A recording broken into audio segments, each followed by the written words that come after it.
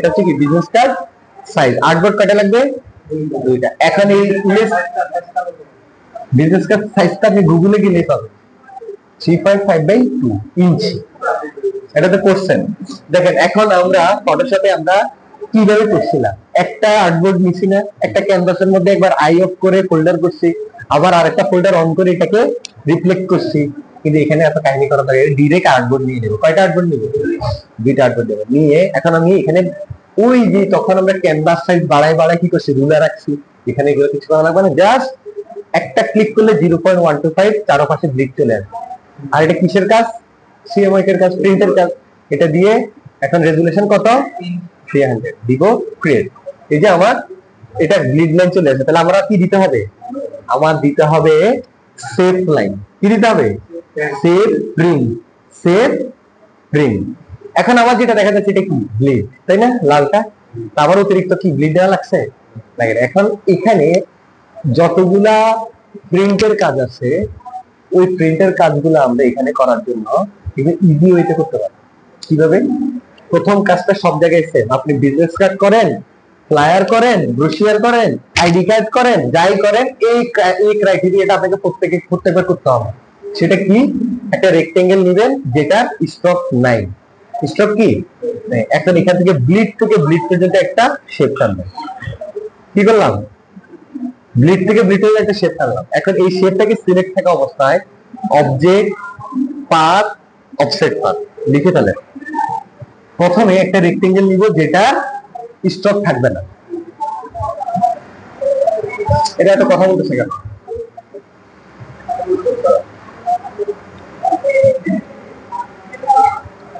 এই হেডফোনটার সাউন্ড অনেক ভালো। আপনারা কি এটা নিছেন না? আমি যেটা নিছি হেডফোন, এটা নিছেন? কত নিছেন?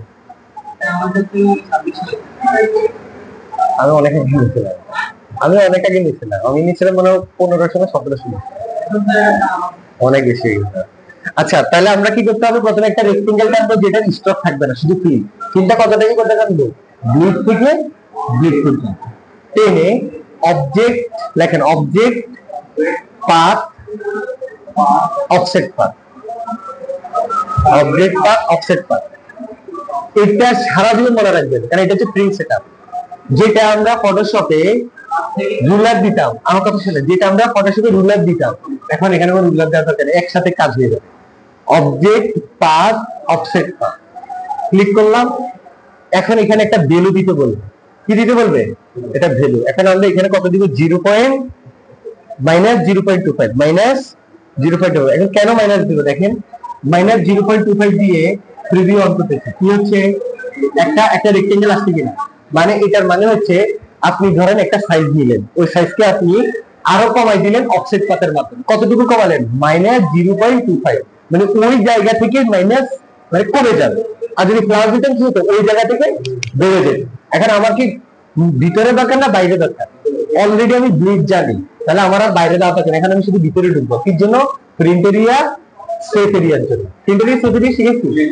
আচ্ছা, এখন আমি -0.25 দিয়ে প্রিভিউ করবো। দেখেন কোথায় আসছে? সেটা আসছে এখানে। তাহলে এটা হচ্ছে আমার ব্লিড, এটা হচ্ছে আমার প্রিন্ট, এটা হচ্ছে আমার সেভ। এখন আমি দিব ওকে। ওকে দেওয়ার পর রাইট বাটন, খালি জায়গায় রাইট বাটন ক্লিক করে করবো মেক গাইড। কি দিব? Make guide. দেখেন তো এখন আমার এই যে প্রিন্ট, ব্লিড, প্রিন্ট, সেভ দেখা যাচ্ছে কিনা? একসাথে শেষ। একদম প্রথম থেকে দেখাবো। প্রথম থেকে দেখাবো আরেকবার। কন্ট্রোল এন দিলাম, 3.5/2। দেখেন এই যে ফটোশপ আমরা কত কাহিনী করা লাগতো, রুলার আনা লাগতো, ক্যানভাসকে বানানো লাগতো, আবার রুলার দিয়ে ব্লক গুলো ঠিক করতে হতো। অনেক টাইম এখানে কোনো চাল না, জাস্ট দুইটা আর্টবোর্ড, এই ব্লিড এখানে নিয়ে নিই। একটা ব্লিড দিলে সব জায়গায় ব্লিড হয়ে যাবে। সিএমআই কে 300। এখন আমরা কি করব? সব প্রিন্টের কাজে একটা কমন বিষয় কি? একটা রেক্টেঙ্গেল নিব যেটা স্টক থাকবে না, ব্লিড থেকে ব্লিড এটা। এখন এই যে রেক্টেঙ্গেলটা, এটাকে আমরা ছোট করব কিসের মাধ্যমে? অফসেট পাথের মাধ্যমে। Object, path, offset path. কত দিব? -0. এখন যদি প্লাস দিই কি হবে? যদি প্লাস দিই কি হবে? এই যে দেখেন এটা জায়গা থেকে আরো বাড়ছে, দেখছেন?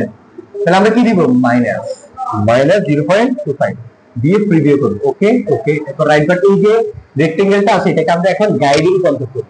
গাইড ওর রুলার, রুলারে মানে ইলাস্ট্রেটরের ভাষায় গাইড আর ফটোশপের ভাষায় কি রুলার।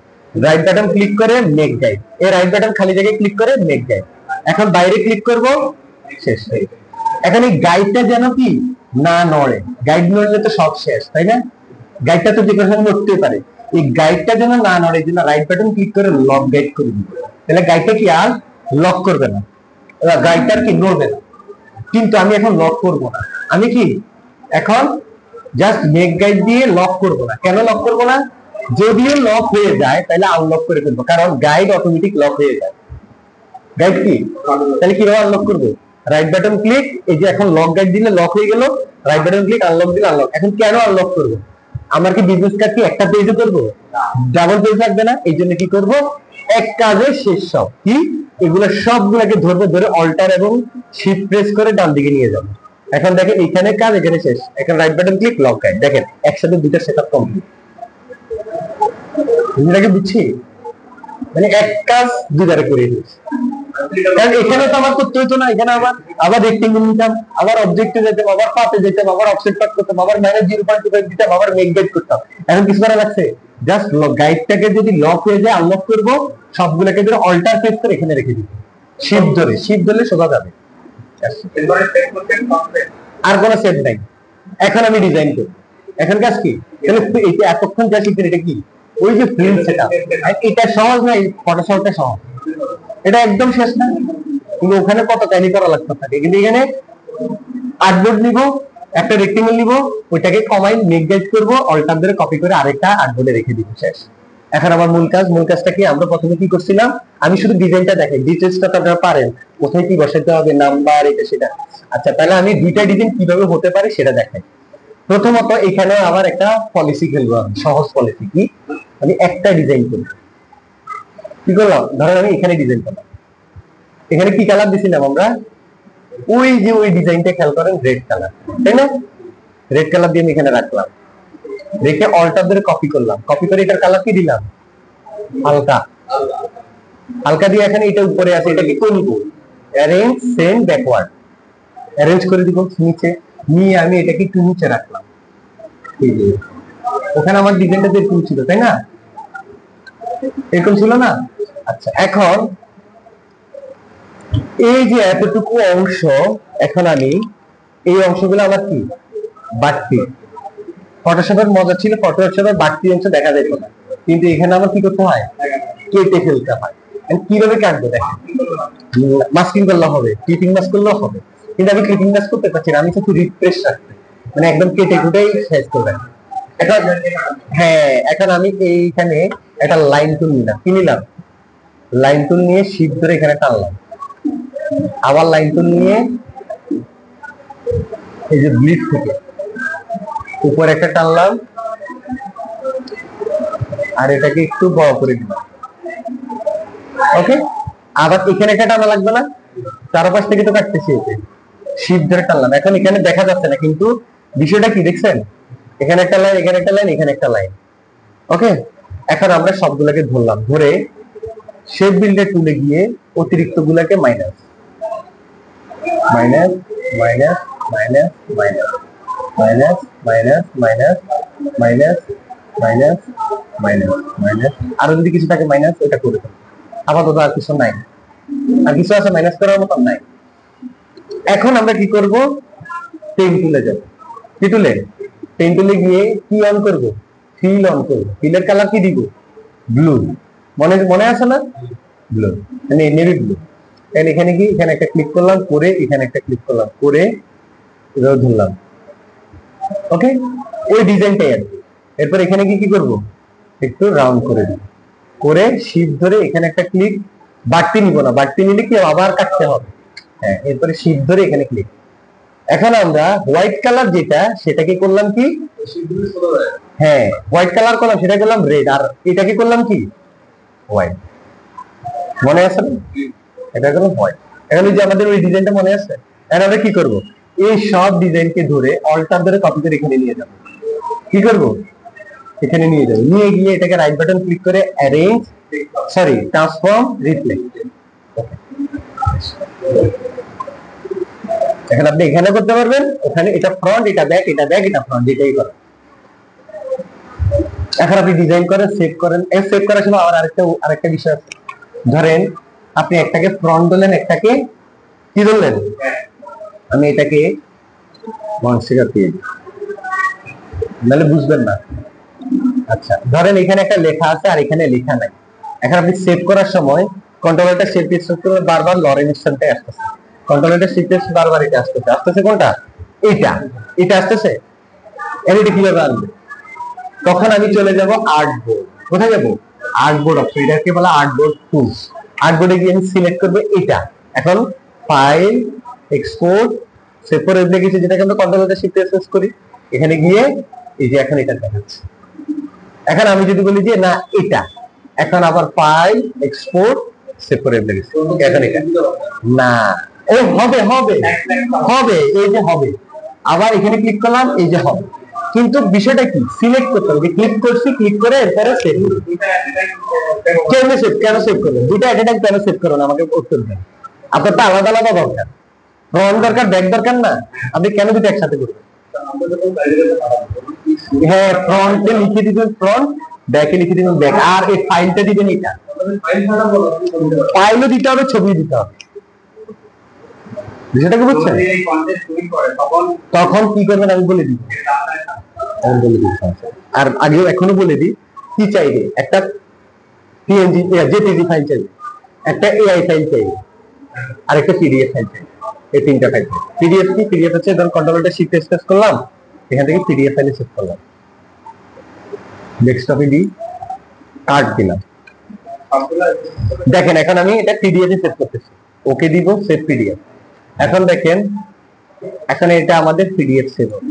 ক্লায়েন্ট চাইলে শুধু এটা দিয়েও প্রিন্ট করতে পারে। এই যে এখানে দুটোটা চলে এসেছে। ক্লায়েন্ট চাইলে এটা দিয়ে কি করতে পারে। আর একটা দিবেন মেইন ফাইল। মেইন ফাইল কি? AI file. Control shift S press করে দিয়ে এআই ফাইলে আমরা সেভ করি। এই যে এআই ফাইল, এটা হবে এআই ফাইল। আরেকটা কি ফাইল? এই যে কন্ট্রোলটা শিফট এস প্রেস এটা। এখন এই ছবিটা অনেক সময় ঝাপসা হয়ে যাবে আপনাদের। ছবি কি হয়ে যাবে?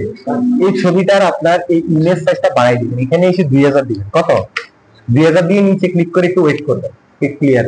এখন যদি আমি সেভ দিই, লাইক একটু আগেরটা দেখাই, এটা আমি সেভ দিলাম, এটাই সেভ দিলাম, এটা সেভ দিলাম, সেভ, ডেস্কটপে সেভ দিলাম। ওকে, এখন আমি সেভ দিচ্ছি সেম, কিন্তু এখানে দিলাম কত? 2000। আর নিচেটার মধ্যে গিয়ে একটু ওয়েট করব, এখন থেকে সেভ। আচ্ছা, কার্ড, আরেকটা টিভি। আচ্ছা, এখন দেখেন যখন আমি প্রথমটা সেভ করছি তখনটা দেখেন, এটা একটু জুম করেন, কি হয়ে গেছে?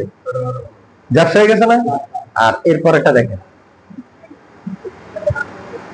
কোনো ঝাপসা আছে? হ্যাঁ, ঝাপসা হওয়ার কারণ হচ্ছে নরমাল যেটা সেভ হয় এটা ঝাপসাই হয়। এই যে মাত্র 252/144 পিক্সেল, আর আমি কত করতেছি, এটাকে 2000 করে দিচ্ছি। এটা সবসময় করবেন না, যখন দেখবেন ছবি ঝাপসা হচ্ছে তখন। হ্যাঁ, কন্ট্রোলটা শিফটে এআই ফাইল এবং পিডিএফ ফাইল, আর কন্ট্রোল অল্টা শিফট এস প্রেস করলে এক্সপোর্ট ফাইল। আচ্ছা, এত এই যে টোটালি ছিল আমাদের কি মকআপ বিজনেস কার্ড। আচ্ছা, এখন যদি আপনি এখানে সোশ্যাল মিডিয়া করতে যান, সোশ্যাল মিডিয়া কি আপনি এগুলা লাগবে না, ডিরেক্ট 1080 পিক্সেল নিয়ে কাজ শুরু করবেন। মকআপ পারি, আমি দিয়ে দিব। আচ্ছা, এখন আমি আপনাদেরকে আমার পোর্টফোলিওটা দেখাই। আমি আসলে অনেক আগে পোর্টফোলিওটা মেক করছি। পোর্টফোলিওর জন্য দুইটা সাইড আছে, একটা হচ্ছে ড্রিবল, একটা হচ্ছে বিহ্যান্স। আর আজকে দেখানো লাগবে না, বলে দিই। একটা হচ্ছে ড্রিবল, একটা হচ্ছে বিহ্যান্স। এখানে কি রাখে? এখানে গ্রাফিক ডিজাইনাররা তাদের আমলনামা রাখে। আমলনামাটা কি? আপনি কি পারেন আর কি পারেন না। যখন একটা ক্লায়েন্ট আপনাকে একটা কাজ দিবে, বলবে যে আপনার প্রিভিয়াস ওয়ার্ক দেখেন, আপনি কি করবেন? আপনি আপনার আগের কাজগুলোকে গিয়ে কম্পিউটার থেকে পেন ড্রাইভে গুলো দিবেন তাকে? না, এটার জন্য একটা ওয়েবসাইট আছে, ওয়েবসাইটে এই জিনিসগুলো আপলোড করা হয়, আমার কাজগুলো। এটাকে বলা হয় পোর্টফোলিও। এই পোর্টফোলিওটা দুইটা ওয়েবসাইটে করা যায়, একটা হচ্ছে ড্রিবল, একটা হচ্ছে বিহ্যান্স। ড্রিবল যেটা হচ্ছে প্রিমিয়াম, মানে ড্রিবল আপনি টাকা দিয়ে অ্যাকাউন্ট খুলতে হবে, অথবা দেন আমার ড্রিবল আছে, আমি বছরে একটা ইনভিটেশন পাবো, এটা আমি আপনাকে দিলে আপনি অ্যাকাউন্ট খুলতে পারবেন, এছাড়া পারবেন না।